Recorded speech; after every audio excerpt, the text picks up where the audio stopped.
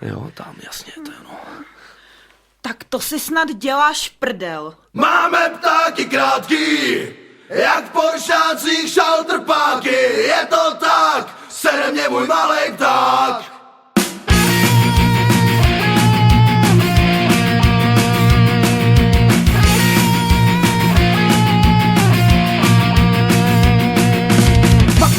S prvním kondomem ukazoval jsem ho holkám za domem. Teď to ví, byl jsem neskušenej, to se ví. Stál jsem tam a byl jsem nahatý. Holky ze mě byly strašně vysmátý. Teď už vím a nikde se s ním nechlubím. Já bych ho chtěl mít až ke hvězdám. Nemusel bych si to dělat sám.